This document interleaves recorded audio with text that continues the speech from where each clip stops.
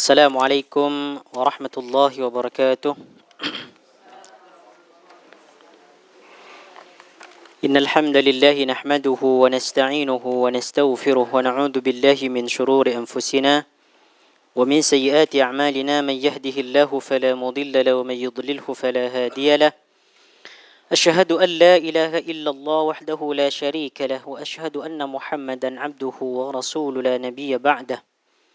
اللهم صل وسلم على نبينا محمد وعلى آل محمد كما صليت على إبراهيم وعلى آل إبراهيم إنك حميد مجيد وبارك على محمد وعلى آل محمد كما باركت على إبراهيم وعلى آل إبراهيم إنك حميد مجيد. أعوذ بالله من الشيطان الرجيم. بسم الله الرحمن الرحيم. يا أيها الناس اتقوا ربكم الذي خلقكم من نفس واحدة وخلق منها زوجها وبث منهما رجالا كثيرا ونساء واتقوا الله الذي تساءلون به والأرحام إن الله كان عليكم رقيبا. يا أيها الذين آمنوا اتقوا الله حق تقاته ولا تموتن إلا وأنتم مسلمون. اللهم لا سهل إلا ما جعلته سهلا وأنت تجعل الحزن إذا شئت سهلا. رب اشرح لي صدري ويسر لي أمري واحلل عقدة من لساني يفقهوا قولي. ربنا لا علم لنا إلا ما علمتنا إنك أنت العليم الحكيم. Jamaah Yayasan Taklim yang dimuliakan oleh Allah Subhanahu wa taala. Alhamdulillah, pada kesempatan kali ini kita dapat berkumpul bersama dalam rangka mempelajari tentang agama Allah Subhanahu wa taala, dalam rangka mentauhidkan Allah Subhanahu wa taala dalam hal rububiyah, dalam hal uluhiyah, tauhid dan sifat, dengan cara kita belajar tentang berkaitan dengan tauhid, tentang sesuatu yang berkaitan dengan syirik dan sebagainya. Hal ini kita lakukan bagi mengukuhkan dan menguatkan keimanan kita dan ketakwaan kita kepada Allah Subhanahu wa taala. Dan insya-Allah taala pada malam ini kita akan sambung pengajian ini insya-Allah pada bab yang ke-14 kan?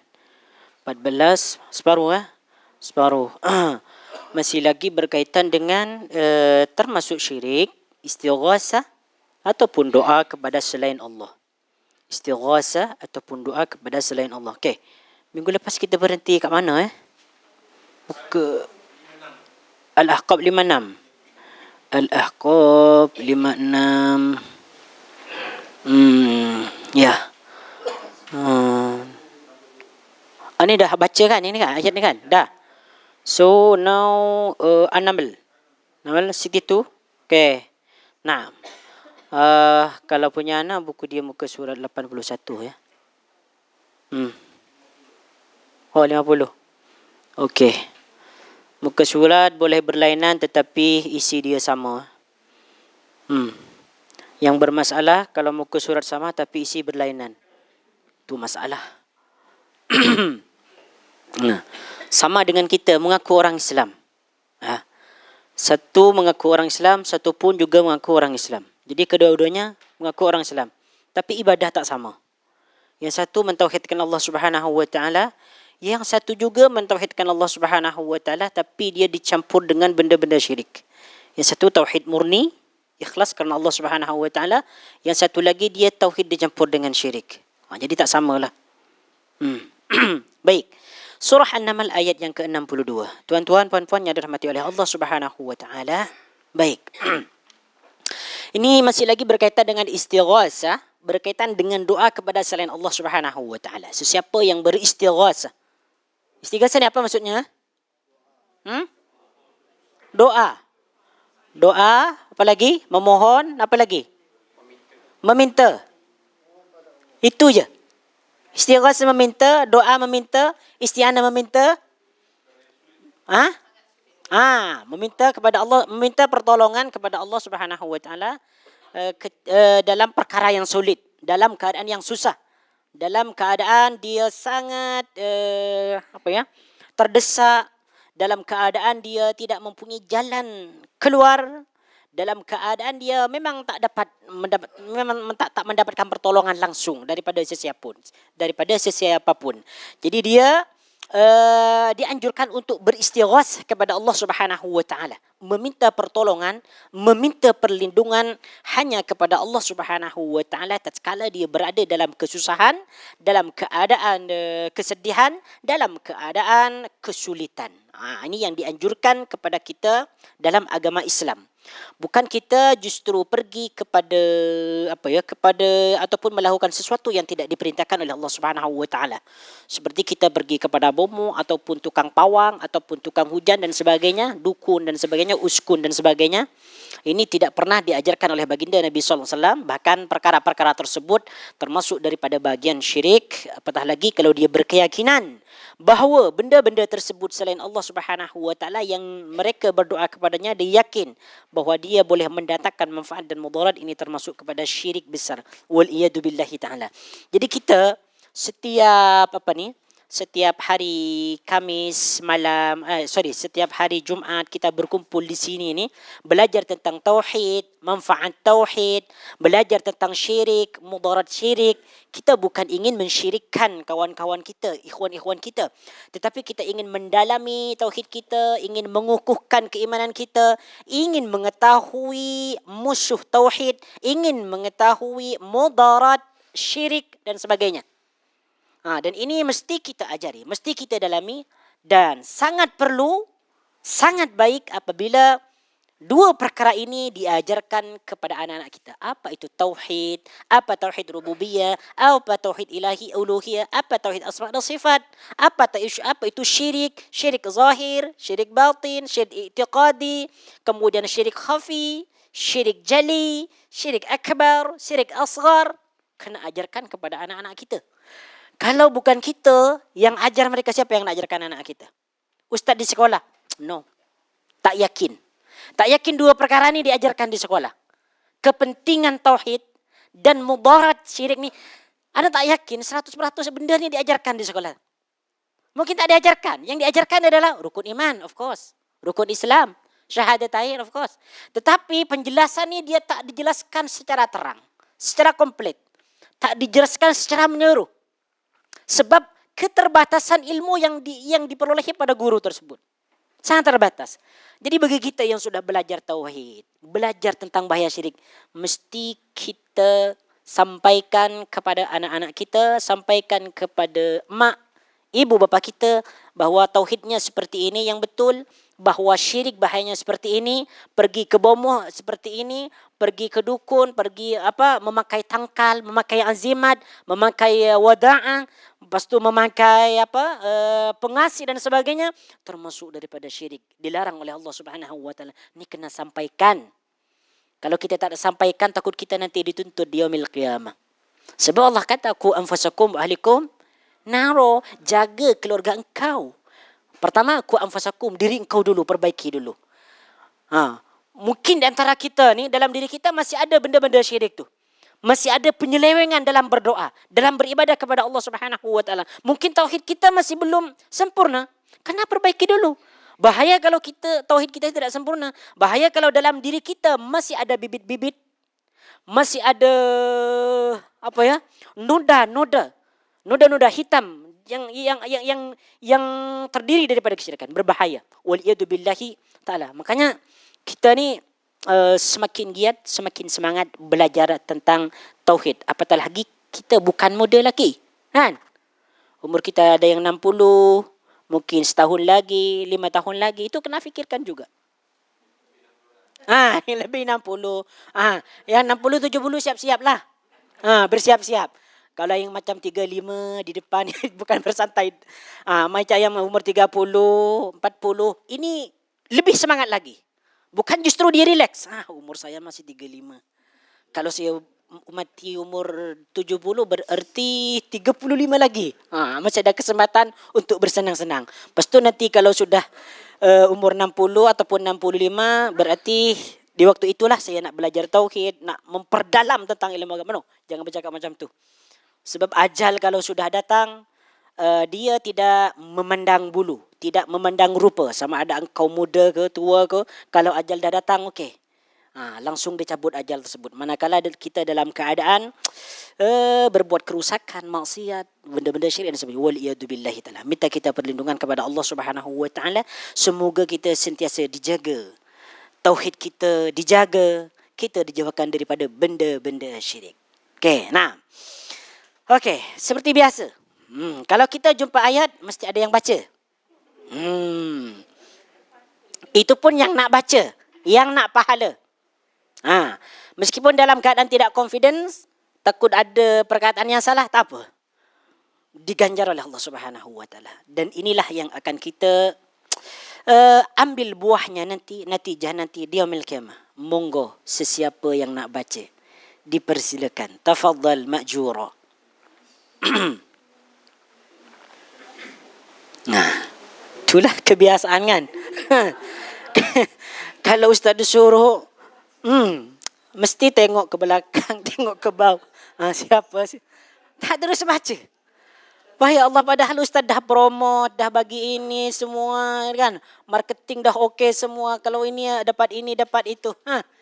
Tapi dia menoleh ke belakang, ke kiri, ke kanan, ke depan, kot-kot ada siapa yang nak baca. Okeylah. Tak apa. Biar saja yang dapat pahala ni. Baik. Okay. Ni surah An-Naml ya, ayat yang ke-62. Baik. Allah Subhanahu wa taala berfirman di sini. Di sini ada perkataan al-muttar. Okay. A'udzu billahi minasy syaithanir rajim. أَمَّنْ يُجِيبُ الْمُضْطَرَّ إِذَا دَعَاهُ وَيَكْشِفُ السُّوءَ وَيَجْعَلُكُمْ خُلَفَاءَ الْأَرْضِ أَإِلَٰهٌ مَّعَ اللَّهِ قَلِيلًا مَا تَذَكَّرُونَ. Yang bermaksud amman yujibul muttarrah, atau sesiapakah yang memperkenankan doa. Yujib. Ya, yujib ni maksudnya menjawab. Memperkenankan doa, mendengar doa dan menjawab doa tersebut ataupun memakbulkan. Jadi di sini dalam bentuk soalan, amma yujibul muttarra, adakah sesiapa ataupun siapakah yang memperkenankan, yang menjawab doa orang yang dalam kesulitan. Al-muttar ni, muttar ni maksudnya dalam kesulitan. Orang yang mempunyai masalah, mempunyai kesulitan. Dalam keadaan sangat-sangat sulit. Sangat-sangat mempunyai masalah. Dia tak ada jalan keluar. Dia disebut muttar. Muttar. Muttar. Kalau orang yang berhajat, dia disebut muhtaj. Itu berhajat. Biasa berhajat. Tapi muttar ni dalam keadaan sulit. Dia memerlukan pertolongan, memerlukan perlindungan Allah Subhanahu wa taala. Dia disebut muttar. Al-muttarru. Wa yakshifus su'ah. Kasapa yakshifu ni bermakna membuka ataupun menolak. Menolak ataupun menghilangkan. Wa yakshifus su'u, dan yang menghilangkan kesusahan. As-su' makna asal dia adalah kejelekan, keburukan, kejahatan ataupun kesusahan. Jadi siapakah yang dapat menjawab doa orang yang mempunyai kesulitan, dan siapakah yang menghilangkan kesusahan, kesulitan tersebut? Wa yaj'alukum khulafa'al ard, dan yang menjadikan kamu sekalian menjadi khalifah di bumi. Siapakah yang menjadikan kamu sebagai pemimpin? Ya, sebagai pewaris Nabi, iaitu ulama, sebagai pemimpin kepada keluarga, sebagai pemimpin kepada negara di muka bumi. Tentu jawabannya adalah tiada lain melainkan Allah Subhanahu wa taala. Kemudian di sini Allah Subhanahu wa taala berfirman, a ilahum ma Allah, adakah sesembahan yang kau seru yang hak selain Allah? Ada tak yang dapat menjawab doa orang yang kesulitan? Adakah yang menjawab ataupun menolak keburukan, kejahatan, kesusahan? Adakah yang menjadikan sebagai pemimpin di bumi ini selain Allah? Adakah Tuhan selain Allah? Tidak ada. Jawabannya hanya satu, ailakum ma'allah. Yang hak, yang menolak mudarat, yang menjawab doa hanyalah Allah Subhanahu wa taala, tiada yang lain. Qalilam ma tadhakkarun, amat sakitlah, amat sedikitlah. Kenapa saya baca sakit ya? Ini kesalahan. Itu dah biasa. Kita manusia kan. Yang penting ayat tak salah. Kalau terjemahan salah tak ada masalah. Tapi kena ditegur juga. Jangan terus-terus salah. Nanti dalam ni takut dia sentiasa dalam kesalahan. Amat sedikitlah kamu mengingatnya. Okey, tuan-tuan, puan-puan yang dirahmati oleh Allah Subhanahu wa taala.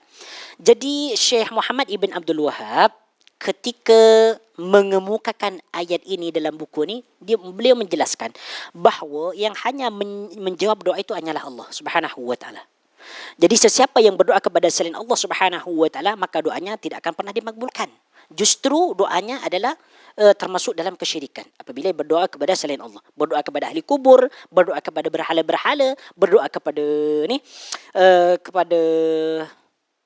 kepada manusia, kepada benda, kepada malaikat, kepada nabi sekalipun tak boleh. Tak boleh berdoa. Hanya berdoa kepada Allah Subhanahu wa taala.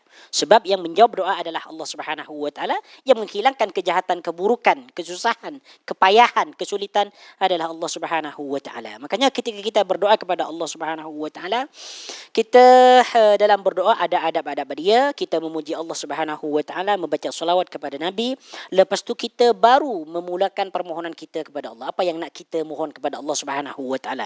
Kecuali kalau kita dalam keadaan sulit ni, keadaan keadaan yang begitu mencekam, kita tak perlu kita tak perlu berdoa dengan menyebutkan memuji Allah dulu, baca salat, tak perlu. Macam di lautan kan, kapal sudah mau tenggelam, ada yang bocor, lepas tu nak berdoa kepada Allah Subhanahu wa taala yang lengkap. Nak puji dulu, nak baca selawat dulu. Pujian dia panjang, alhamdulillahirabbil alamin wassalatu wassalamu ala nabiyil karim Muhammadin wa ala alihi washabihi ajmain. Ini dah 1 minit dah. Manakala air sudah masuk banyak. Jadi tak perlu macam tu. Dia terus minta doa, minta pertolongan kepada Allah. Ya Allah, agisni. Ataupun Allah Rabbi la usyriku bihi syai'an. Ya Allah, tolong aku ni Allah. Langsung panggil Allah Subhanahu wa taala. Ketika itu Allah Subhanahu wa taala akan memberikan pertolongan kepada engkau. Ini juga disebutkan dalam ayat yang lain bahwasanya orang-orang musyrikin dulu apabila mereka menaiki kapal di lautan, ketika mereka ada di pertengahan laut dan mereka kapal mereka diterjang oleh ombak dan sebagainya, maka mereka dalam keadaan susah, risau. Dan ketika itu mereka bawa patung-patung mereka. Berhala-berhala tu dibawa, diletakkan di dalam kapal tu. Tapi ketika dalam saat genting, saat kesulitan, berhala-berhala tu dibuang ke lautan. Dibuang. Iya. Sebab dia tahu berhala tu tak mungkin dia dapat menolong. Yang menolong dia adalah Allah Subhanahu. Jadi berhala tu dihilangkan. Dibuang. Lalu mereka berdoa kepada Allah Subhanahu wa taala. Dan mereka diselamatkan. Manakala setelah mereka diselamatkan dan mereka akan sampai ke tepi, ke tepi laut, mereka tiba-tiba syirik lagi kepada Allah Subhanahu wa taala. Kalau orang kafir pun, orang yang musyrik ditolong oleh Allah Subhanahu wa taala, apalagi kita orang Islam ni, istighasah kepada Allah, minta tolong kepada Allah Subhanahu wa taala, mesti akan ditolong oleh Allah Subhanahu wa taala. Okey. Jom kita tengok pada hadis yang dibawakan oleh At-Tabrani. Baik. At-Tabrani dengan menyebutkan sanadnya meriwayatkan bahawa pernah terjadi pada zaman Nabi sallallahu alaihi wasallam ada seorang munafik yang selalu menyakiti orang-orang mukmin.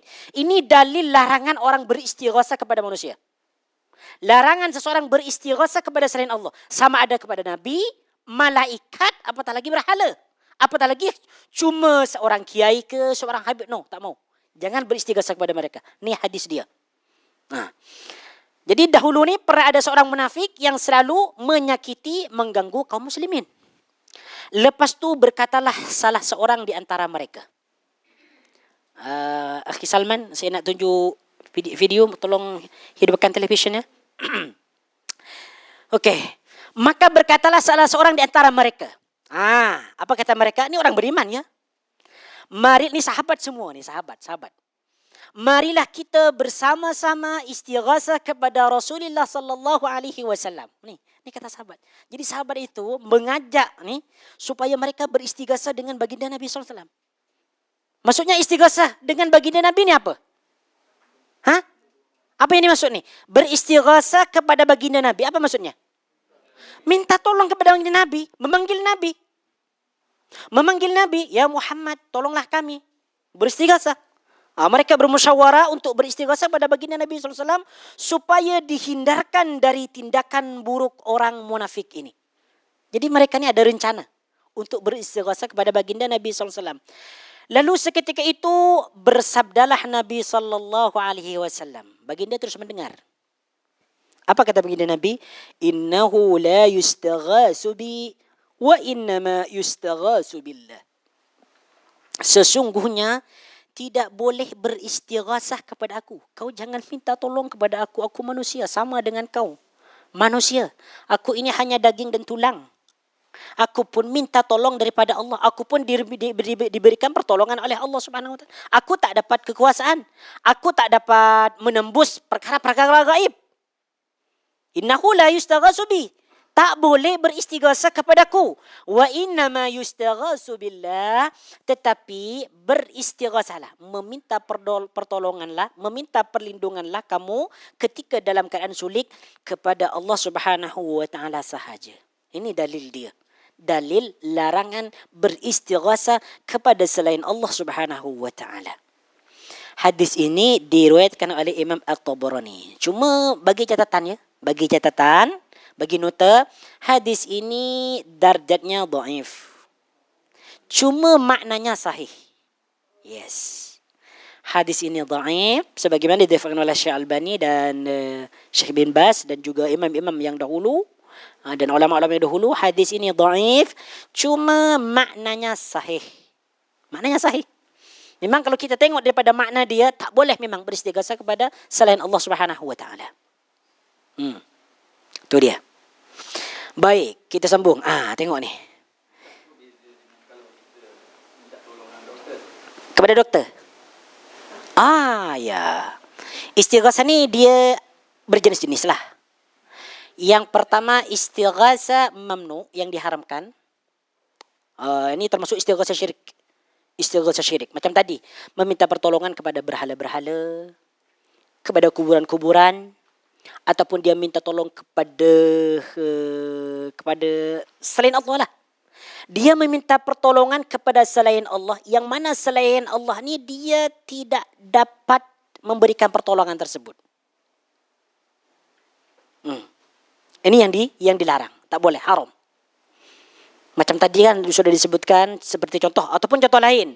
Dia meminta tolong kepada, dia pergi ke kuburan, dia ziarah ke kuburan, tetapi dia ziarah tu bukan untuk mengingat mati. Tetapi karena dia dalam keadaan sulit, dia selalu ada banker datang. Kita sebut apa biasa? Along. Setiap hari Along selalu datang ke rumah dia. Meminta apa? Supaya hutangnya dilunaskan, kan? Diminta suruh cepat bayar. Manakala tunggakannya sudah banyak dah tak boleh inilah. Tak boleh hitung dan sebagainya. Lepas tu orang ni dia pergi ke sana sini cari pinjaman, cari pertolongan, tak dapat. Lepas tu last dia pergi ke kuburan pula.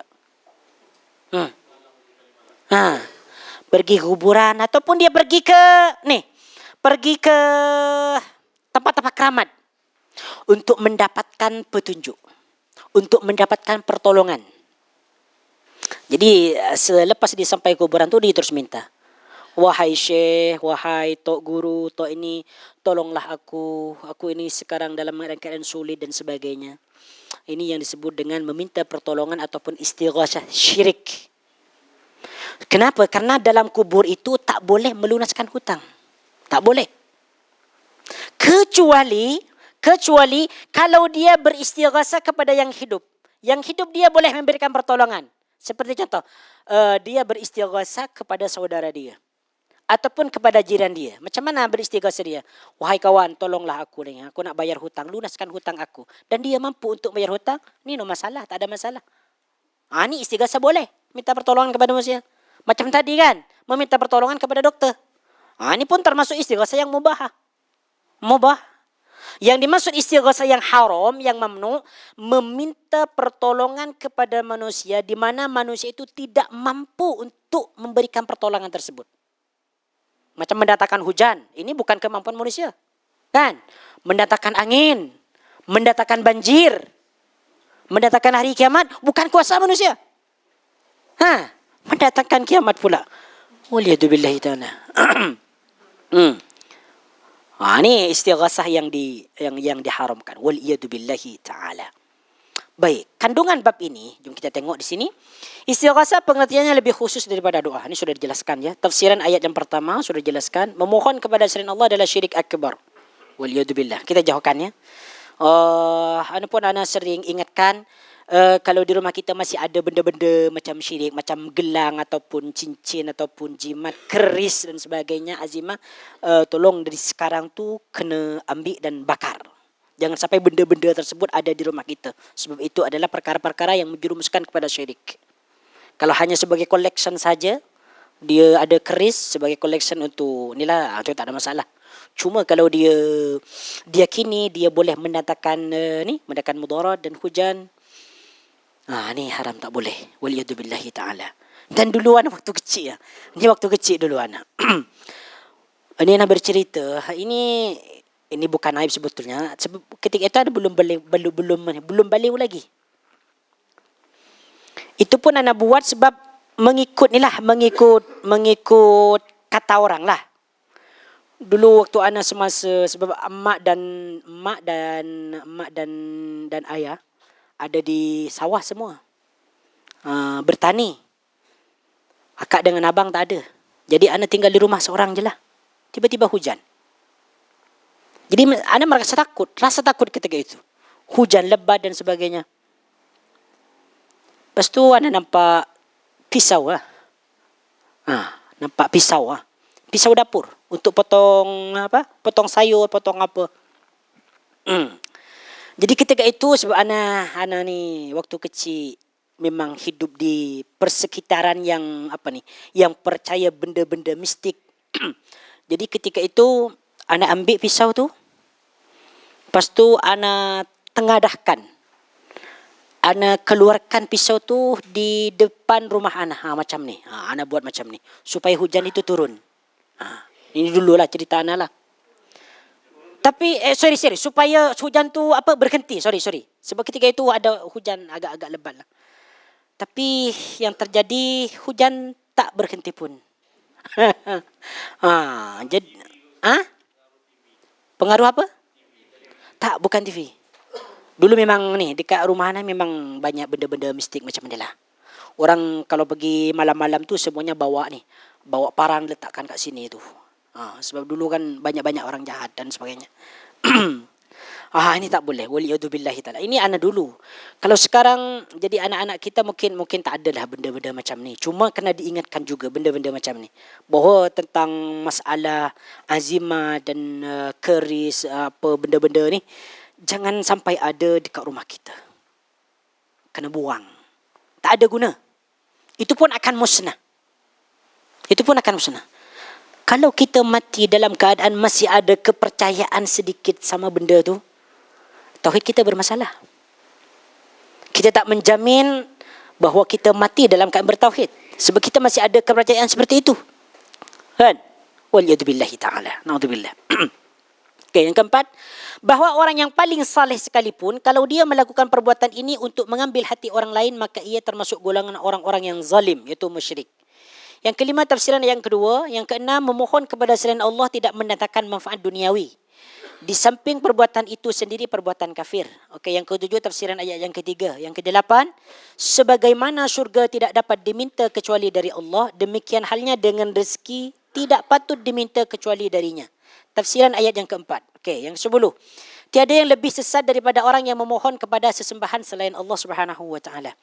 Sesembahan selain Allah itu tidak merasa dan tidak tahu bahawa ada orang yang memohon kepadanya. Ini akan dijelaskan pada ayat berikutnya yang ni ya. Yang ke-12, permohonan itulah yang menyebabkan sesembahan selain Allah membenci dan memusuhi orang yang memohon kepadanya pada hari kiamat. Yang ke-13, permohonan ini disebut sebagai ibadah kepada sesembahan selain Allah.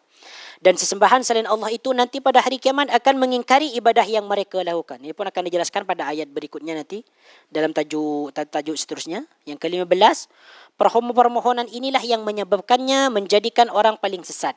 Tafsiran ayat yang kelima. Hal yang menghairankan bahawa para pemuja berhala itu mengakui bahawa tiada yang dapat memperkenankan permohonan orang yang berada dalam kesulitan selain Allah. Untuk itu, ketika mereka dalam keadaan sulit dan terjepit, dan terjepit maksudnya, faham terjepit tak? Ya, okey, jepit. Mereka memohon kepadanya dengan ikhlas dan memurnikan ketaatan untuknya. Ini sudah dijelaskan contohnya tadi. Hadis di atas menunjukkan tindakan preventif yang dilakukan Rasulullah Al-Mustafa sallallahu alaihi wasallam untuk melindungi benteng tauhid dan sikap ta'addub sopan santun beliau kepada Allah. Cuma macam ni saudara, tuan-tuan, puan-puan yang dirahmati oleh Allah Subhanahu wa taala. Di negeri Nusantara ni dia banyak banyak tokoh-tokoh ulama-ulama kita ni yang masih berbuat benda-benda yang menjerumuskan kepada kesyirikan ni, termasuk ziarah-ziarah kubur yang menyalahi aturan baginda Nabi sallallahu alaihi wasallam. Ya, yang disebut dengan wisata religi. Dulu ana pernah cerita tentang benda-benda ni lah. Ziarah ke Wali Songo, ziarah kepada makam-makam yang keramat, makam-makam syekh, makam-makam habib seperti di Yaman. Bahkan tengok, ana nak show video, satu video ni. Mana tadi ya? Jap. Ni. Pasti kenal orang ni. Ada yang kenal tak ni?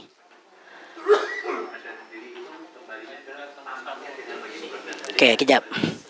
Kita tengok ni siapa ni? Ada yang tahu tak? Ada yang kenal tak? Siapa nama ni? Habib Syahan. Orang Malaysia, orang Indonesia, kalau dengar suara Syekh ni mesti dia tertarik, terhibur. Kalau dia baca nasyid kan? Yang satu nasyid yang terkenal apa tu? Ya Hanana tu kan? Yang kenal yang tu macam dia macam digigit. Macam tu. Mungkin ada yang pernah mendengar ni. Seronok. Saya ada satu pelajar murid anak bahasa Arab dekat sini. Dia cerita dengan anak. Kalau dia mendengar suara Habib Syekh ni, dia seronok, tertarik katanya. Cantik suara dia. Iyalah cantik memang. Tapi kecantikan itu tidak tepat. Kecantikan suara ni, suara yang bagus ni, dia tidak dipakai pada perkara yang sesuai lah. Jadi coba kita tengok pada anak tadi dah ada bagi ni minit yang ke-14. Dia kata ketika ziarah kubur ni, tengok ni 4 yang ke-14. Dia di mana ni tempat ni? Di Yaman, Tarim kan? Siapa yang pernah sampai kat sini? Okey, Masya Allah. Okey, jangan pergi sini ya. Kalau tujuannya untuk memohon pertolongan, istighasa, isti'anah, tawassul, jangan pergi sini. Sebab kuburan dia dah lain dah berubah. Kuburan dia dah ditinggikan. Tengok ni. Mana ya? Tengok dia. Iklan pula. Macam mana ni? Aduh, kejap ya. Macam mana nak skip apa ni? Dia buat kita lapar ni. Okey, boleh kita skip sekejap ya. Okey. Aduh. Ini kita Allahu Akbar. Okey, kejap. Oh, tak apa ya. Mungkin tengok tu. Dia pegang-pegang tu kan, pegang-pegang kuburan kan. Okey, kejap. Tengok ni, mana ni? Tu makam-makam dia tu. Dia tengah bercerita tentang tentang makam-makam para habib. Tu tengok, makam dia ditinggikan semua ni untuk menghormati mereka. Padahal tidak boleh, dalam hadis tak boleh. Meninggikan makam tidak boleh. Haram hukumnya. Cuma mereka melanggar aturan. Sebab mereka mengambil sebahagian pendapat ulama yang membolehkan. Ada kipas. Masya Allah. Cantik ada kipas semua. So, kalau ada kipas, dilanya boleh tidur kat sini. Syekh Abdul Rahman bin Ali. Tengok ni, makam-makam dia.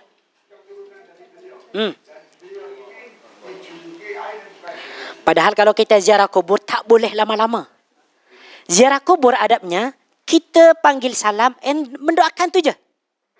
kita letak selipar kita, ni adab kita kan, letak selipar tu kalau dia tak ada bebatuan yang boleh menyakitkan lah, yang tajam apa, kita letak, lebih baik letak selipar kita, lepas tu kita pergi kuburan tu, terus salam je. Assalamualaikum ahlal kubur, darqaum mu'minin insyaallah bikum lahikun, tu je. Kalau nak doakan boleh doakan. Tak apa, tak ada masalah. Tapi lepas tu balik. Jangan duduk kat situ, nak buat apa kat situ? Nak habiskan tu, nak baca istighatsah, nak baca salawat, nak baca yasin, nak baca surah Al-Baqarah. Tak perlu. Ini tidak diajarkan oleh baginda Nabi sallallahu alaihi wasallam. Kan? Meskipun kita dalam keadaan sulit, jangan sampai buat benda macam ni. Okey, kalau kita fikir, siapa yang paling sulit? Baginda Nabi dengan kita. Siapa yang paling sulit? Baginda Nabi sallallahu alaihi wasallam paling sulit menghadapi orang Quraisy. Tantangannya, konsekuensinya mati. Mendakwakan agama Islam. Tapi baginda Nabi, dia terus berdoa kepada Allah Subhanahu wa taala, istighatsah kepada Allah, isti'anah kepada Allah. Kan? Padahal ketika itu makam Nabi Ibrahim dah ada. Kan? Nabi Hud dah ada kan? Nabi-nabi semua ada. Makam sahabat semua ada. Tapi baginda Nabi tidak ziarah ke makam mereka untuk istighatsah, untuk meminta pertolongan, untuk tawassul. Tak perlu cerita-cerita macam ni. Ini makam macam no. Apa yang baginda Nabi SAW ajarkan? Kau ziarah kubur, baca salam, assalamualaikum ya kubur darqaum mu'minin. Lepas tu pulang, balik. Masak di rumah, tidur, kerja. Apa nak bertawassul? Waliyadzubillahi ta'ala. Tak perlu tawassul. Kenapa kita meminta kepada Allah Subhanahu wa taala kena ada proposal? Tak perlu proposal. Proposalnya cuma Asmaul Husna aja. Ini proposal dengan mayat lagi, orang mati lagi. Masuk akal? Tak masuk akal. Orang mati dah, dialah rehat di dalam kubur. Rehat. Yang happy lah di dalam kubur. Yang celaka lah dalam kubur. Mereka happy dalam kubur tu tak boleh bantu kita. Tak boleh sampaikan doa kita. Meskipun kita dah minta kepada ahli kubur, suruh sampaikan doa kita, mereka tidak akan pernah dapat menyampaikan doa kita. Sebab mereka amalnya terputus. Coba tengok ni. Minit yang ke apa ni? Yang nak terangkan minit yang ke-14. Tengok ni. Tu dia bercerita tentang makam lah. Minit. Anak tak boleh tak boleh mainkan lama-lama ni, takut tertarik ni semua ni. Bahaya. Lepas tu dia register nanti cari nombor kontak. Mana nombor Habib tadi? No tak mau. Tengok dia. Apa yang akan dia katakan tu, dia berdoa pula. Waliyadzubillahi ta'ala. Macam mana dia berdoa dia dalam kubur macam tu?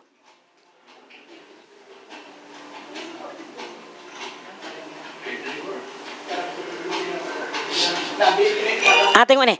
Dengarkan ya apa yang dia cakap. Ajab. Ini mau menyaingi Raudhah. Ini mau menyaingi fadilat Raudhah. Tengok ni apa yang dia sebut. Dari sini ke makam Habib Abdullah bin Abdul Haddad yang dikatakan jalan menuju makam itu termasuk daripada taman-taman surga. Tu tengok. Nanti waktu jalan itu sambil kita berdoa apa yang kita ingin doakan untuk yang disebut oleh baginda Nabi, jalan yang menuju taman-taman surga itu di mana? Raudhah. Daripada rumah baginda Nabi sampai kepada mimbar. Ini mau menyaingi. Daripada makam Habib sampai ke mana tadi kata dia? Sampai kepada Habib apa? Salah satu taman-taman dari surga katanya. Ya Allah. Tengok ni. Nabi ini makam Habib Abdullah Idrus. Pusatnya Idrus di sini. Dan dari sini ke makam Habib Abdullah bin Abdul Haddad yang dikatakan jalan menuju makam itu termasuk daripada taman-taman surga. Ini hurufat. Jelas hurufat. Ini dalam hadis tidak dijelaskan sedemikian. Tak ada dalam hadis pun, tak ada dalil. Jadi apa yang beliau cakap ni merupakan berasal daripada karangan-karangan.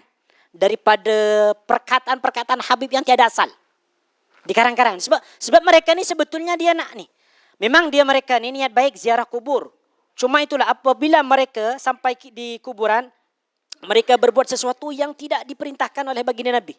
Menyalahi ajaran agama Islam. Yang sepatutnya dia berziarah cuma panggil salam, mendoakan mereka. Coba dia tengok pegang-pegang kuburan, lepas tu kuburan dia ditinggikan dan sebagainya. Mereka duduk-duduk di atas kuburan kan? Tengok tu. Mereka duduk di atas kuburan. Larangan duduk di atas kuburan ni sangat tegas. Apa siapa yang ingat ni? Apa yes, bara api kan? Apa hadis dia, Ustaz lupa dah. Lebih baik apa?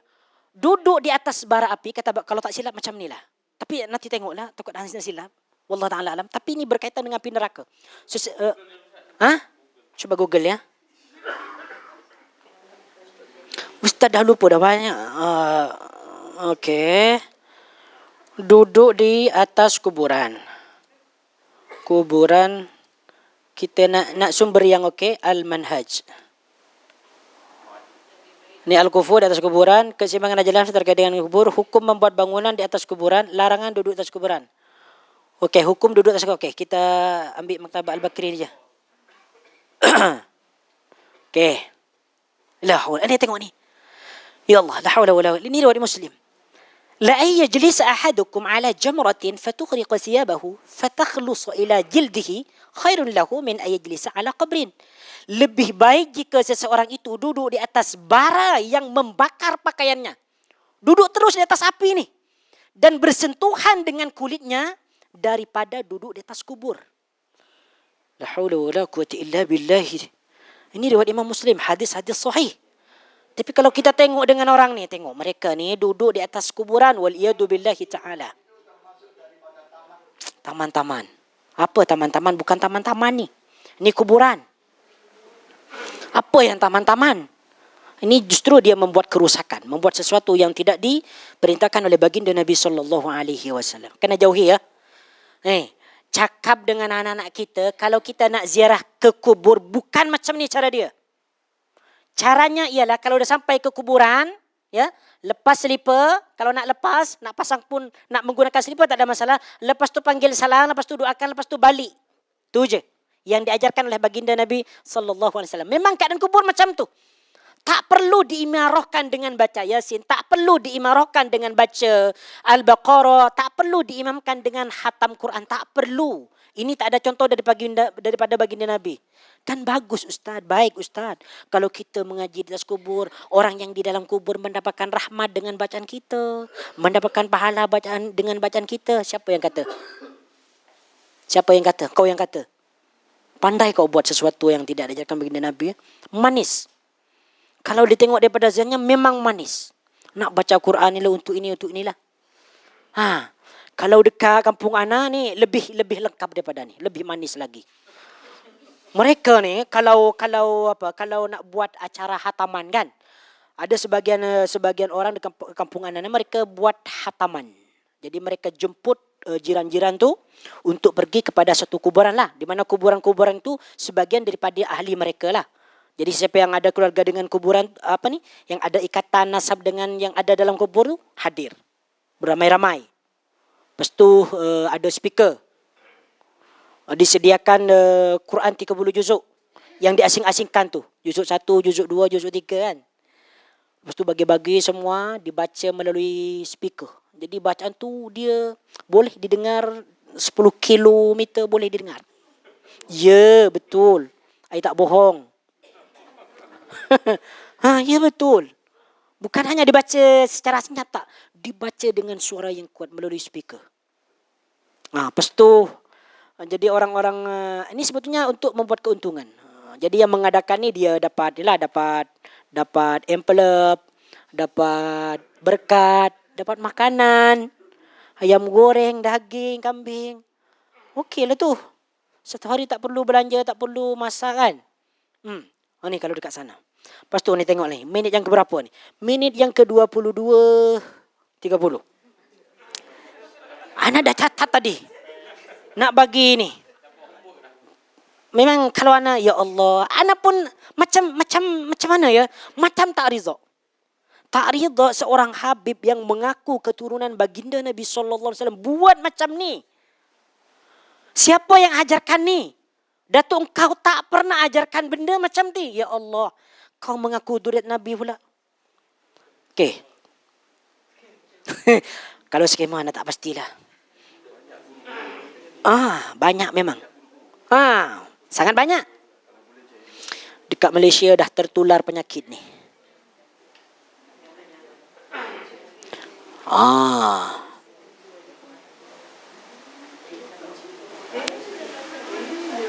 Tengok apa yang nak dia cakap ni. Okey. Sebab kita free kan. Okey, tak apa ah. Ini Palestin. Bukan. Apa ni? Sikit lah. Oh, okey. Aduh. Bahwa semua daripada orang-orang sekarang yang ada dikatakan sebagai hadis, semua berkat nurnya, cahayanya, hidayahnya dari Abdullah Al-Haddad. Tuh.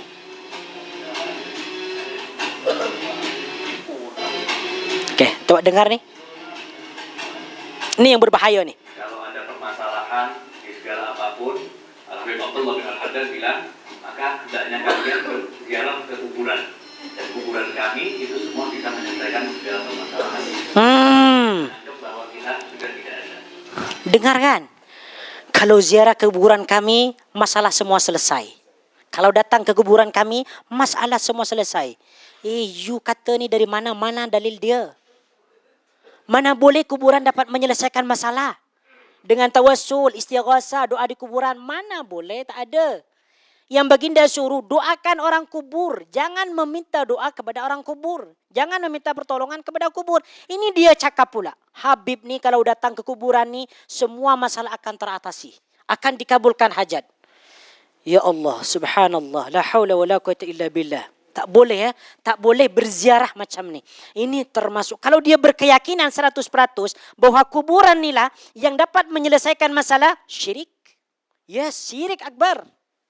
Bukan kita nak syirikan mereka, tak. Mereka adalah saudara kita. Kita tak syirikan mereka, tak pasti ini sama. Tapi kalau mereka berkeyakinan kubur ni dapat menyelesaikan masalah, berarti dia sudah bercampur dengan apa? Mencampuri urusan Allah Subhanahu wa taala. Waliyadu billahi ta'ala. Kalau kita tengok baju dia cantik, surban dia cantik, songkok mereka cantik, la haula wala quwata illa billah. Seakan-akan kita lihat daripada luar, nampak daripada zahir, ni Habib ni, kiai ni. Itulah. Takkan ustaz berbohong, takkan kiai ni. Ana jujur ya. Ana pun ni rasakan dulu. Semasa ana belajar dekat pesantren dulu, kan? Kita biasalah. Dekat pesantren ni, kita biasa percaya benda-benda ni. Benda-benda mistik. Memang kita percaya. Kita percaya kalau ada seorang ulama, contoh kata ada seorang kiai, dia boleh terbang, kita percaya. Iya, ada ceritanya ni. Ada seorang kiai boleh tidur di atas daun pisang. Ada cerita dia dekat rumah ada. Ada seorang kiai yang boleh Yang boleh menghilang. Ada satu cerita lagi, ada seorang kiai dia boleh pergi ke Mekah. Dia pergi ke Mekah untuk solat Jumaat. Lepas tu pulang dari Mekah dia bawa kuih kucur. Kucur ya? Cucur. Yang tu yang bulat-bulat tu. Ada hurufat macam ni. Ana pun percaya benda macam ni. Jadi apabila dikatakan bahawa seorang kiai mengarang kitab cerita-cerita, di mana cerita-cerita itu menjelaskan tentang kehebatan ini, ada fadilat ini, mengamalkan doa ini, ana terus percaya. Kenapa terus percaya? Sebab ini adalah kiai, sebab ini adalah wali. Takkan orang wali itu berdusta? Tu dalam keyakinan ana dulu. Takkan seorang wali berdusta? Tak berdusta. Saya yakin ini benar. Dulu ni kepahaman ana. Tetapi alhamdulillah setelah Allah Subhanahu wa taala mempertemukan ana dengan kekasih ana. Ini bukan kasih istri ya. Dengan kekasih ana yaitu sunnah, mengenal sunnah, masya-Allah. Tabaraka Rahman, 100% benda-benda tu, keyakinan macam tu terbantahkan. Yang tadinya percaya benda-benda macam ni, alhamdulillah tak percaya lagi. Bahkan anak kita itu keras, sangat keras. Tak boleh ini, tak boleh ini, tak boleh itu, tak boleh itu. Sekarang sudah lembut sikit lah. Semangat. Maka anak, masya Allah, la haula wala quwata illa billah. Kalau anak ceritakan semua memang memang macam ana terfikir sekarang macam mana kehidupan ana dulu ni. Jadi kita yang hadir dekat sini, kita bersyukur kepada Allah Subhanahu Wa Taala. Kita dibebaskan daripada percaya kepada benda-benda mistik, kepada benda-benda yang pada hakikatnya benda tersebut sangat-sangat dilarang oleh Allah Subhanahu Wa Taala. Tengok macam tadi, macam mana kalau generasi kita ketika mereka sekolah di Yaman. Mungkin di antara cucu-cucu kita kan, cicit-cicit kita, mereka sekolah di Yaman, kuliah di Yaman. Lepas tu mereka berziarah kepada makam-makam tadi, duduk di atas, pegang-pegang, cium-cium, panggil ya Habib, berzikir, ya Habib, ya Habib, ya Habib, ya, dan sebagainya. Makanya kena mulakan dari sekarang, kena banteras dari hari ini. Kena kenalkan bahaya-bahaya ziarah kubur istighasah macam ni. Waliyadzubillahi ta'ala. Na'udzubillahi min dalik. Nah, ada soalan tak berkaitan dengan ni? Sebelum kita sambung. Ya. Naam. Iya.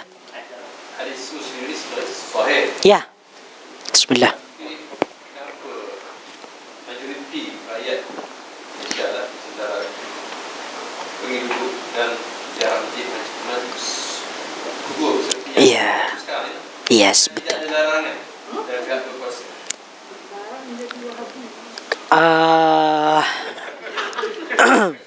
Okey. Ana jawab secara keseluruhan dulu kan. Kenapa mereka ni? Padahal mereka ustaz kan tadi tu kan. Ada ustaz, ada habib. Mereka ada ilmu kan. Cuma kenapa mereka tidak mengamalkan hadis ni? Mereka tak baca. Itulah. Kalau ilmu tidak diamalkan, sebab dalam akidah Asy'ari ni dia memang ada benda longgar. Meskipun larangannya sudah jelas, memang ada segelintir ulama memperbolehkan, membenarkan dengan syarat asalkan seperti ini, seperti itu. Manakala kalau kita betul-betul berpegang kepada ulama salaf, ulama-ulama terdahulu, bukan ulama yang sekarang ni ya. Sebab mereka ni berpegang kepada ulama-ulama sekarang. Mereka berpegang kepada habib-habib. Yang habib ni pun dia tak ada ilmu sebetulnya. Dia sebetulnya menang, gagah. Karena dia ada hidung mancung, ada serban, ada baju putih, badan gagah. Itu je yang mereka menang. Manakala orang pribumi ni badannya kecil, kurus pula. Sudah wajah hitam. Macam kita. Jadi macam kita senang untuk diperbodohi. Untuk ditindas-tindas. Jadi kalau ada seorang habib berkata, ini boleh, maka masyarakat senang percaya. Oh, ini habib yang berkata ni. Dzurriyyat Rasul. Tak boleh dilawan. Boleh kita duduk ni di atas makam. Habib pun duduk, tengok tu. Habib duduk. Duduk di Dzurriyyat Rasul. Masyarakat terperdaya. Dia tidak mengamalkan hadis lagi. Kalau kita berhati-hati. Coba kita tengok. Dekat mana? Dekat Madinah kan. Makam perkuburan Baqi. Tengok. Ada tak orang yang ziarah ke sana sambil duduk-duduk baca salawat, baca hanana dan sebagainya? Tak ada. Mereka kalau buat macam tu mereka ditarik oleh siapa? Oleh askar. Waliyadzubillahi ta'ala. Jadi mereka kenapa masih duduk-duduk? Sebab ilmu tidak diamalkan, kemudian mereka ikut apa kata habib, apa kata tokoh mereka. Meskipun sudah jelas. Lebih baik duduk di atas bara api daripada duduk di atas kuburan. Sudah jelas. Waliyadzubillahi ta'ala. Kalau ditanya kenapa di sini tak ada, itulah. Kenapa di sini ni tak ada tak ada penerangan benda macam tu. Ya, kurang tegas lah. Sebab mereka pun yang menjadi yang mempunyai jawatan dekat Jabatan Agama Islam tu ataupun yang dalam fatwa-fatwa tu, mereka pun juga membenarkan benda macam ni. Jadi macam tak tegas. Kecuali kalau mereka ni macam di perlis kan, dia pun ada sunnah kan. Dia tidak menganjurkan benda macam ni. Tu dia.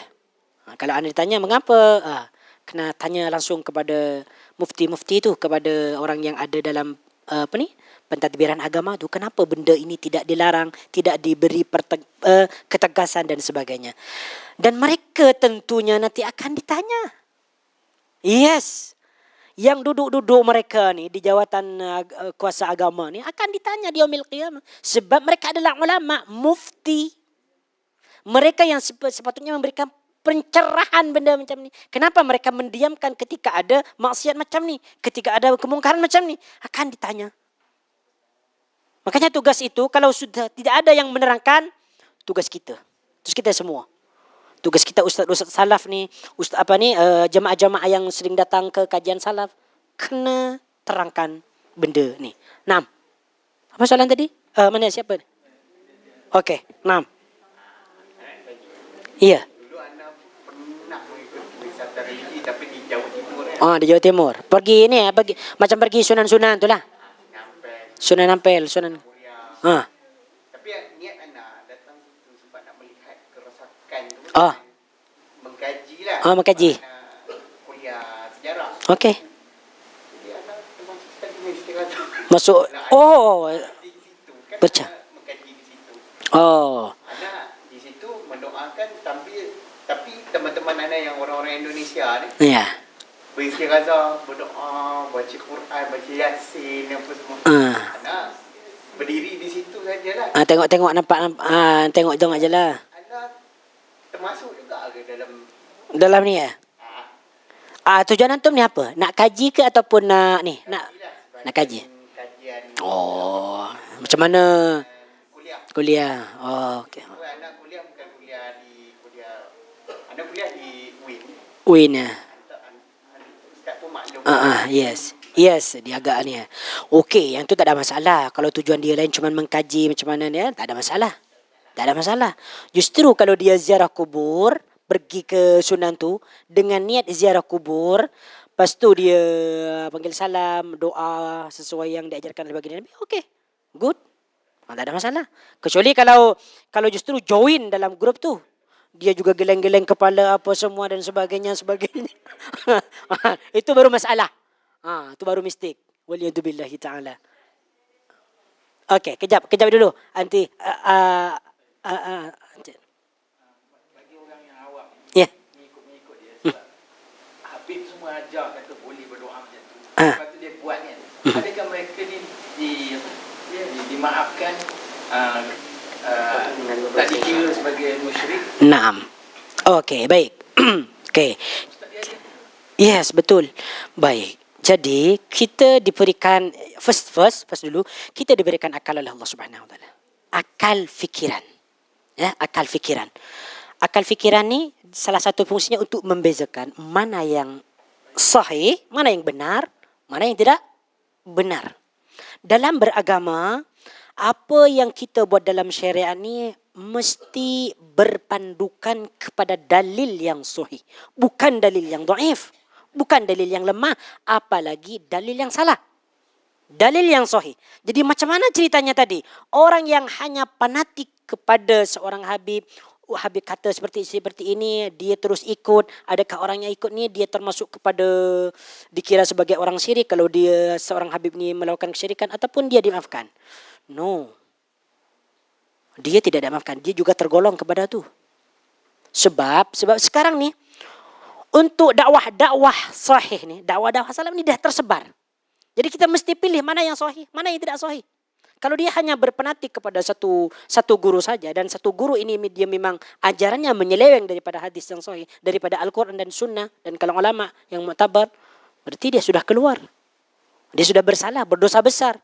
Dan orang yang mengikuti dia pun juga berdosa besar, tidak dimaafkan. Kenapa dia tidak tanya dalil dia? Syekh, adakah kalau ziarah macam ni ada dalilnya? Mana dalil yang sahih, ada hadis ke? Jangan terus dia terima bulat-bulat. Kena tanya dulu. Yes, meskipun kepada ustaz salafi sekalipun, ustaz-ustaz yang mengajar yayasan taklim ni, kena tanya dalil. Ustaz ada dalil ke yang cakap tadi tu? Dalil sahih ke dalil dhaif? Mana riwayat dia? Of course. Sebab dulu sahabat ni kalau bercerita zaman-zaman Abu Bakar, kalau ada seseorang bercerita kepada Abu Bakar akan minta saksi dulu. Ada tak seorang saksi yang mendengar apa yang kamu katakan tadi? Tiba-tiba ada seorang menyampaikan hadis kepada Abu Bakar. Abu Bakar terus minta dia dalil. Mana orang yang mendengar hadis ini? Ada tak selain engkau? Bukan dia terus menerima. Oh, ya. Bukan macam kita. Kalau Habib cakap, kamu duduk kat sini, duduk sekuburan, kau baca salawat. Okey, baik Syekh. Baik Habib, insya-Allah. Terima kasih. Mohon doanya Habib. Mohon keberkatannya Habib. Dia terus macam tu. Bukan macam tu. Tegas. Habib, ada dalil ke? Atau engkau pernah cakap macam ni ke? Macam tu. Terus lawan. Tapi rendahkan suara, bukan macam Ana tadi ya. Rendahkan suara. Habib, jangan tu. Habib, ada dalil tak? Kalau tak ada dalil aku tombok kau. Bukan macam tu. Habib, ada dalil ke tak? Aku nak tahu je. Sama ada perbuatan yang sahih ataupun tak sahih macam tu. Jadi ini tidak ada kata-kata ma'fu. Apalagi sekarang dakwah sunnah sudah berleluasa dengan bebas. Tak dimaafkan.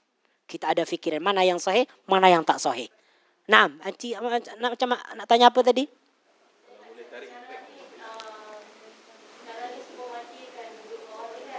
Semua apa? Yes.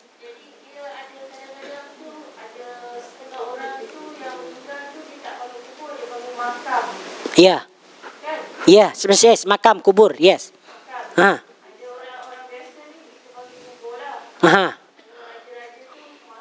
Makam. Yes. Oh, soalan ni yang pertama nak tanya apa? Nak tanya kubur dengan makam. Perbezaan dia ke atau kenapa? Kenapa kalau macam kita rakyat biasa kubur, kalau raja-raja makam macam tu. Okey, yang kedua?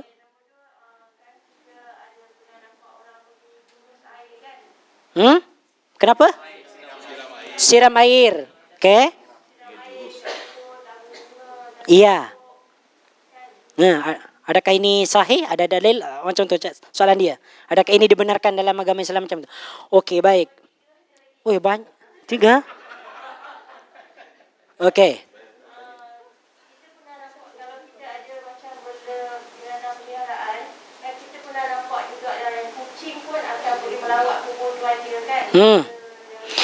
Yang kucing tu bukan melawat kubur, dia cari makan.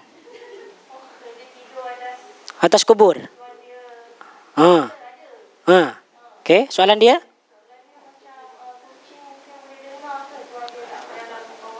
Okey, nah. Okay, untuk yang pertama, kubur dengan makam. Makam ni diambil daripada bahasa Arab maqamun, kedudukan.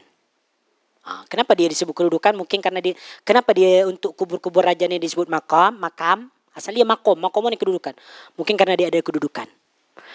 Intinya sama, antara kuburan dengan makam ni sama. Kuburan, tanah. Tak ada beza. Semuanya dalam kubur sama. Raja ke, rakyat biasa, sama je. Kau celaka, kau dibanting kat kuburan tu. Tak ada beza. Dari penamaannya, itu pun di dunia. Okey, soalan yang kedua. Apa tadi soalan yang kedua? Siram air. Tidak ada contoh dalam agama Islam. Kena hindarkan daripada menyiram. Apa gunanya menyiram air tu? Supaya di dalam kubur mendapat kesejukan. No. Haus ya. Meskipun kau letak 1 lori air sejuk ataupun ice cube, kau letak di atas tu untuk memberikan kesejukan kepada kubur, no, tak sampai. Justru nanti kuburan tu akan banjir. No, jawabkan. Itu tak dibetulkan.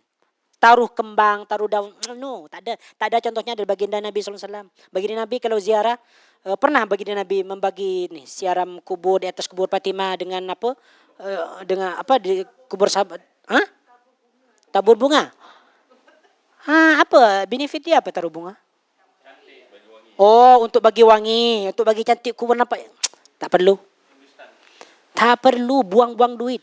Beli roti je, beli nasi lemak je. Itu lagi bermanfaat. Ataupun bagi sedekah je. Contoh, beli bunga, contoh kata dengan air ataupun dengan mungkin RM10 kan. Untuk diletak di atas. Lebih. Anggap 20 lah. Cuba yang RM20 itu bagi anak yatim, bagi fakir miskin. Niatkan untuk mensedekahkan sehari kubur. Itu baru sampai ke kubur. Cuba pakai ini.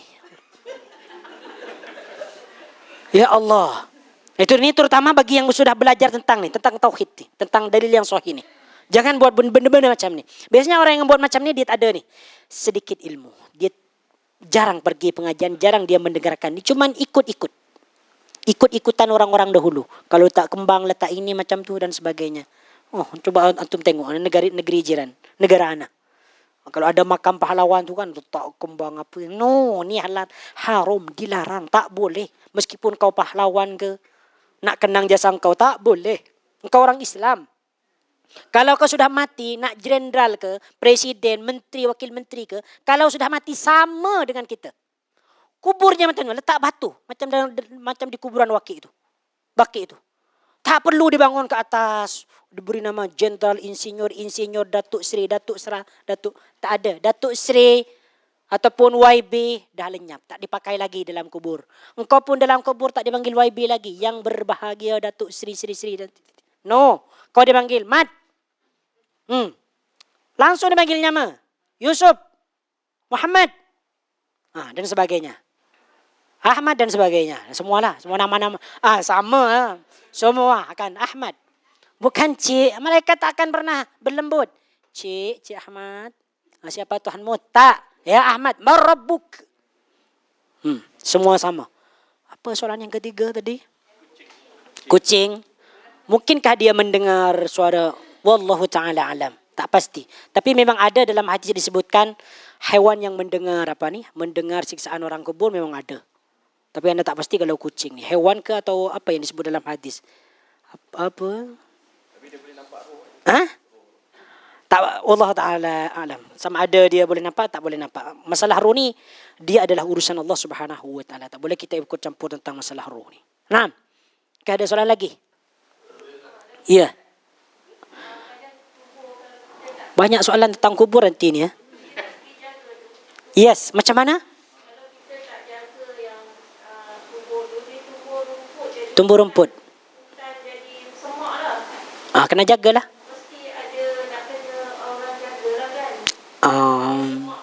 Yes, itu termasuk menghormat kepada orang yang mati. Tapi dalam arti menjaga ni bukan dirawat dengan disemen ataupun diberi bangunan, tak. Dia sekedar dijaga je. Kalau sudah rumput-rumput dah tinggi, potong rumput tu supaya tidak ada orang yang kacau kan, supaya takut takut dibina bangunan dan sebagainya. Kena jaga. Itu tugas kita sebagai orang Muslim.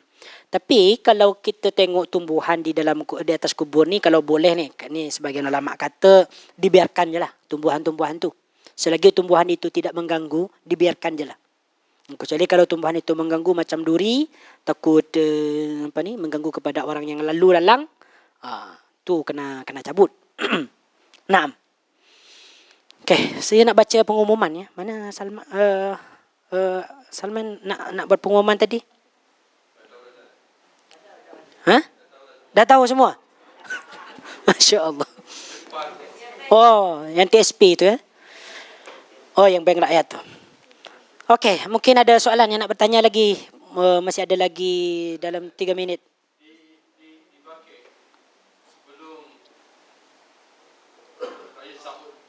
Ya, berkuasa. Semasa zaman bersama dengan Syekh Abdul Wahab. Ada binaan. Yes, binaan, betul. Sangat indah. Betul. Dimusnahkan. Yes, dimusnahkan. Pada masa itu tidak adakah orang yang salah, pengajian salah ni yang memahami hadis yang tidak dibenarkan. Yes, okey. Saya menunggu Imam ni, Syekh Abdul Wahab. Yes. Okey, Masya Allah. Ketika Raja Turki ni dia berkuasa dekat Arab Saudi, sebelum menjadi negara Saudi, memang ulama-ulama salaf dah ada. Cuma mereka ni tidak ada tidak ada keberanian, tidak ada kemampuan dan tidak ada pendekatan untuk mengubah tu. Barulah datang Syekh Muhammad Ibn Abdul Wahab, dia dengan pendekatannya yang halus, dengan dakwahnya yang begitu cantik. Alhamdulillah pada akhirnya beliau melakukan semacam inilah perundingan dan sebagainya dengan raja untuk menghancurkan tu, dan alhamdulillah akhirnya bangunan itu dihancurkan. Ada dulu, ada. Ulama-ulama salam memang dah ada. Yang sehidup dengan Syekh Muhammad bin Abdul Wahab, seperti Imam Asy-Syaukani, tapi dia di luar Mekah. Banyak, cuman mereka tak berani. Sebab dia melawan raja kan. Kalau ada raja dah buat macam ni, tantangannya adalah mungkin dimati, hukum dan sebagainya. Nah, memang dah ada, cuman dia tidak ada keberanian dan keterbatasan mereka lah. Terima kasih semua. Jazakumullahu khairan. Kita akhiri perjumpaan kita dengan kafaratul majlis. Subhanakallahumma wa bihamdika asyhadu an la ilaha illa anta astaghfiruka wa atubu ilaik. Assalamualaikum warahmatullahi wabarakatuh.